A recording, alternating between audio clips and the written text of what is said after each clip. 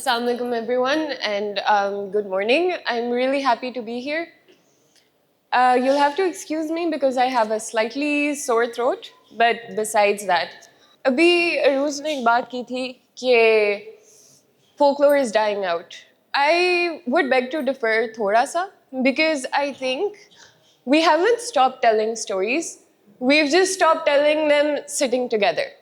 We've moved on to Instagram, to TikTok, where we don't actually have to deal with actual people around us. They're reduced to behind a screen. But yes, one thing that has done is created a certain level of cultural homogenization, particularly between certain social classes and certain groups or certain socio-economic groups, regardless of कि उनका ताल्लुक दुनिया में कहाँ से है. You look at a Gen Z kid in Egypt or Pakistan or the Philippines, they will probably be able to relate to each other to a certain extent. This is something you didn't have before.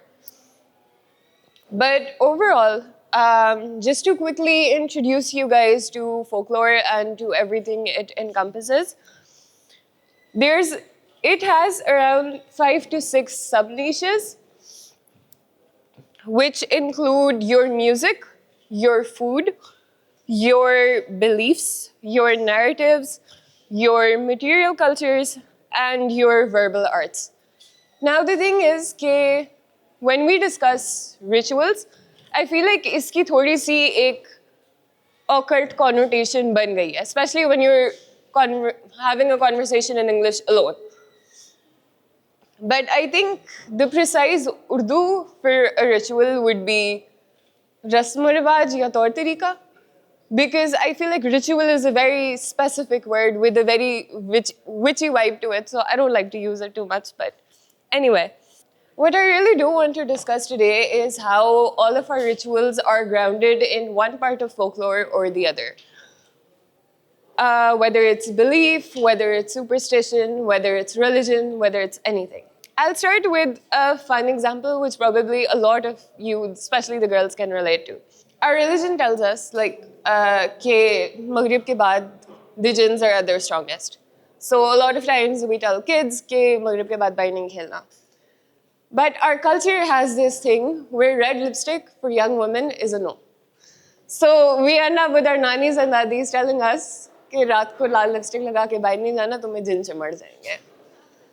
So that is just a very small example of a superstition where your belief and your culture meet to sort of translate into a practice, which is either followed or frowned upon. In contrast, the Moroccans are also Muslim, but Moroccan traditional lipstick has been red for the past 1,000 years. So the chances that this superstition exists there are probably zero. Just to put things into perspective, how culture plays a role. Because in our part of the world, traditional lipstick was made with roses. So it had a very light tint to it. It wasn't very strong on color. Another example of a ritual which is grounded in both belief and superstition is we all believe in nazar. But मतलब frying pan में फिटकड़ी और मिर्चन जलाना और धुआं बच्चे के ऊपर से गुजारना is probably just going to make the child cough to death. I don't think उससे नजर उतरेगी, but a ritual is a ritual. You can't do anything about it. So that is how belief and superstition both come together to sort of, again, make a practice. All of your rituals relate to all aspects of your folklore. I think the first one I'd like to talk about is food, because we love food. Our social drink is chai. You want to catch up with someone, आपने किसी से अफसोस करना है, किसी को शादी की मुबारक देनी है, कोई फौत हुआ है, whatever, you will go and you will have chai together. That is just how things work. Now to a Russian, that probably sounds insane because they drink vodka like we drink chai. So that is just a very small example. The second thing is an example of a custom which we get from the Persianate influence we've had over the centuries, which is taruf. When somebody offers you something, you don't say yes the first time. Aap pani piyengi? Nahi. It goes back and forth 3 times. Because if you say yes the first time, you're just badtameez, I'm sorry, we didn't make the rules. And you don't eat the last piece in the plate. If there's one sandwich in the dish, you're going to leave it for the guests or wait till they're gone. All of that, it comes under rituals related to food. Moving on to another example. Music. Your music is influenced by your rituals and vice versa. For example, on weddings, we usually incorporate tappe on dholkis. We sing. Even if it sounds really bad, we don't care. And then, how is your music influenced by your rituals? A very desi date idea is that you go have something cold to drink because it's always so hot. But I think, especially our generation, we grew up with a certain awareness of wanting to be in public. We do not identify with our religious or cultural identities the same way, because up till the early Gen Z, we did not grow up with the awareness the kids have today. We did not grow up with the awareness that, oh, media isn't actually free. We are that generation who was taught to hate ourselves and not express ourselves in public because we are the threat. It took us a while to realize that that is not it. Late Gen Z, Gen Alpha, they grew up with this awareness because they grew up with cell phones. We grew up on Minesweeper. So if somebody in public is singing that song of Menu Soda Water Le De, we're going to cringe. But there's nothing cringe about it. I think that is just a way your everyday life is influencing your music, and that's how things go. Moving on to verbal arts. Now, whenever you're studying folklore or whenever you're looking into things, remember that folklore as a discipline was introduced by Orientalists. So a lot of the research backing it is Oriental in nature. It was mostly the English and the French. We're lucky to have had the English in this respect. The French were a lot worse.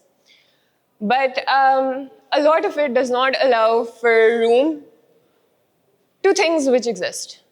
Abhi ek revamp thoda sa aaya hai, but these studies are still very, very Eurocentric. So verbal art mein, it's very specific when you're talking in English, but in Urdu it could include things like bedbazi or even like jugadbazi. And one other thing I find really interesting are proverbs. Because I feel like proverbs go a really, really long way to tell you how people, native speakers of a certain language, think, and how proverbs in multiple languages mean exactly the same way. So you can tell that all of these groups have a very set opinion, which is literally set in stone just by their languages. Uske baad we come to narratives.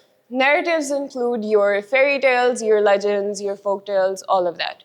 That, again, influences your ritual practices somewhere, somehow. Basant is one such festival, which is related to culture. And then if you're going into material culture, it basically includes all of your folk art forms, your handicrafts, your embroideries, mirrorwork, stonework, your local architecture. I think one of my favorite rituals is going chuniya shopping on Chandrat. Hands down. I'm sorry, but okay, so about material culture.